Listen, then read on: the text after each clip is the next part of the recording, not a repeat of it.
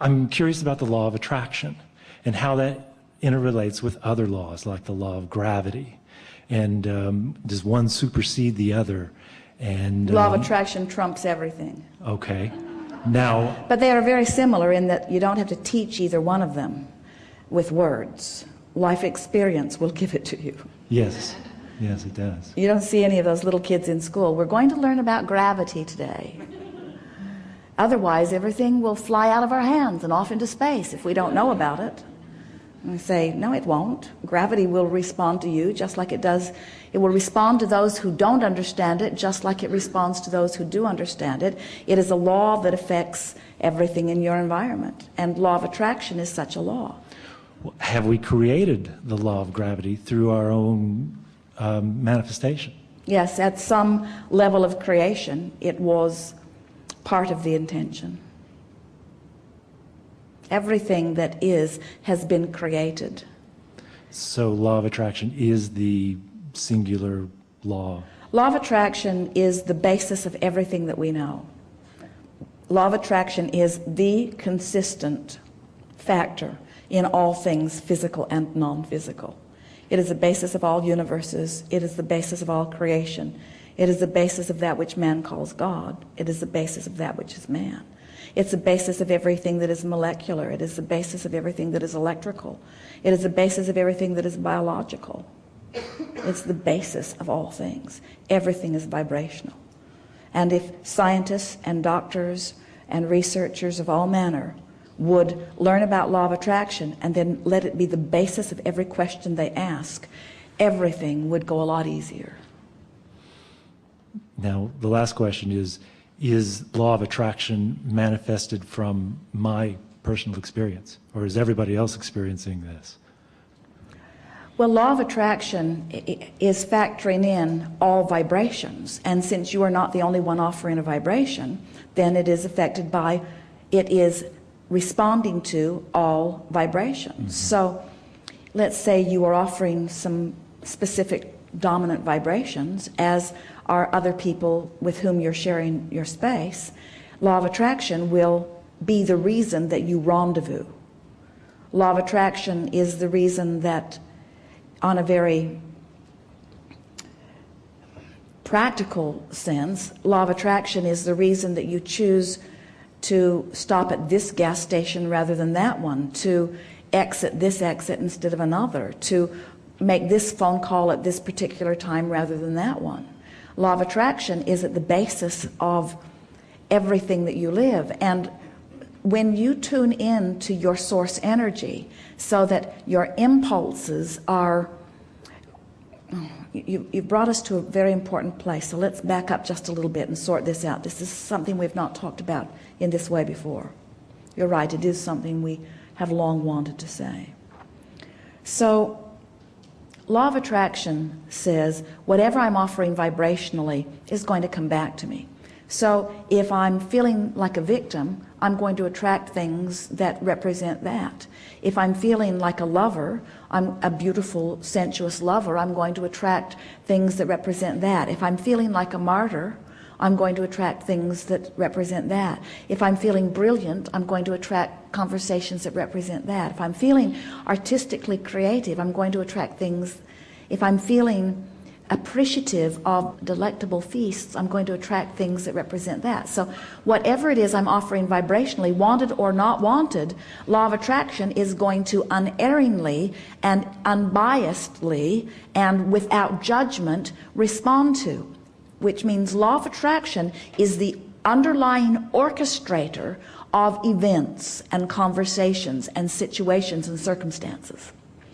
So what I'm offering vibrationally is everything, and my awareness of what I'm offering vibrationally is important if I care about what I create and if I care about how I feel moment by moment. So since the potential of creating all manner of things is there, wanted and unwanted, then how do I play this game of creation in an environment where all things are possible? All things are possible, wanted and unwanted. How do I know which way to go? in an environment that's not just the human physical environment, every thought that has ever been thought, I still have access to. So how do I navigate this sea of vibration?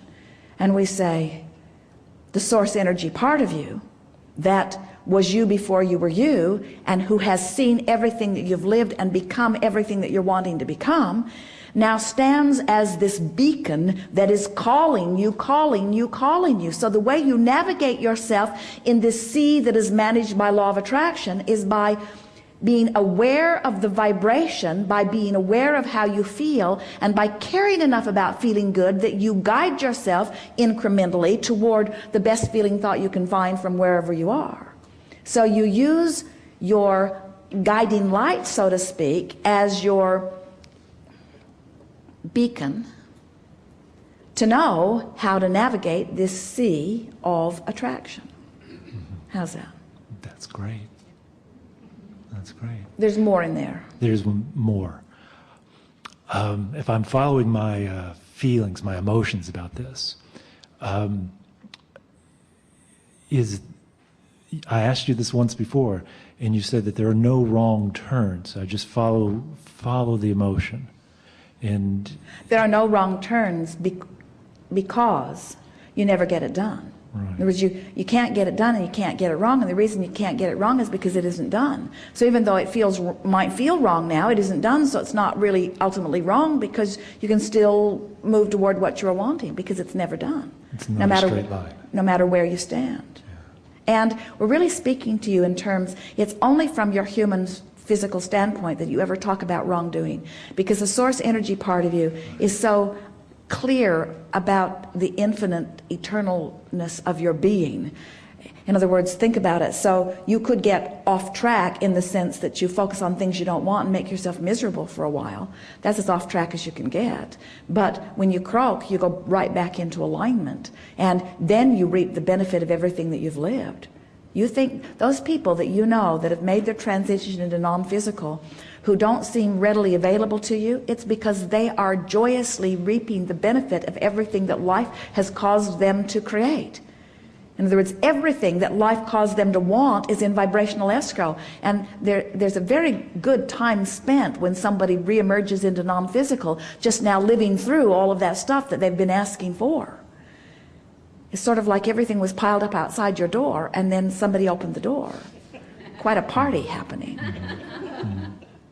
Well, I think I'm getting it now. I think you might agree that if I have a feeling and I'm following that feeling, as long as the feeling's making me turn downstream, making me feel good, then go with that feeling. But if the feeling is making me go upstream and seems like work or seems like pain or something. Let us put it even in a clearer terms. There are downstream feelings and upstream feelings. Okay. The thought is what is causing the turn. The feeling is just the indication of which way you've turned. The thought is the choice. The feeling is the explanation of what choice you've made. Jerry and Esther were playing a game with Kate. She's 4. And they were hiding things in the hotel room, a little green car.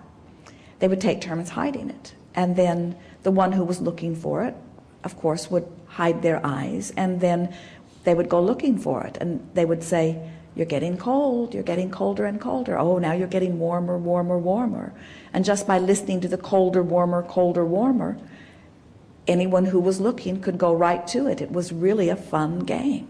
And colder, colder, colder, colder, colder, colder, colder, colder, upstream, colder, colder, colder, colder, colder, colder, colder, warmer, warmer, warmer, warmer, warmer, warmer, warmer, warmer, warmer, warmer, hot, hot, hot, hot, hot, hot, hot. In other words, you can tell by the way you feel whether you are moving toward what you're asking for or away from what you're asking for. And your guidance is always calling you toward what you do want, but you get this relationship signal about whether you're moving toward or away from what you want. In other words, one of the things that we really like best about this analogy of the stream and the river rafting and all of that. No analogies are perfect because sometimes they have other components that take you off, but this analogy is so close to perfect that we are excited to offer it every time. we want you to recognize that there is only a stream of well-being. There's not a fork in the road where you could end up in the wrong current and go to hell. And when you get it, that it's that simple, that I can complain or I can appreciate. I can find fault or I can look for positive aspects. I can worry about something or I can look forward to something. I can remember things that irritated me or I can remember things that pleased me. I can look for your flaws or I can look for your positive aspects. And in every moment in time, I've got an upstream or a downstream choice. And when you put your life into that context and you deliberately try to point downstream, or at least, friends, you don't even have to try to point downstream. You just have to hold your tongue about the upstream stuff. You just have to do like Esther said, just stop in the middle of a sentence.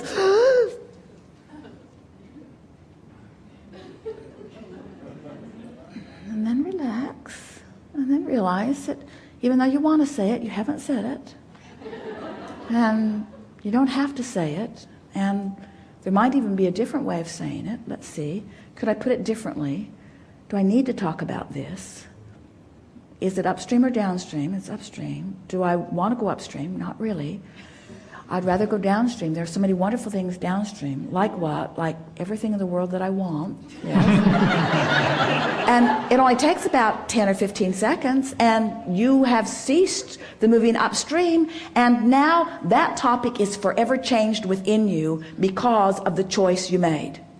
But if you're not making the choice, then your future is full of the same stuff you've got in your now, which you might like and you might not like. Is there a difference in the feeling of paddling upstream versus paddling downstream? Yes, paddling downstream feels like passion. Paddling upstream feels like struggle. Okay. Oh, we're not saying that once you get pointed and once the stream you'll start acting like that guy. You'll be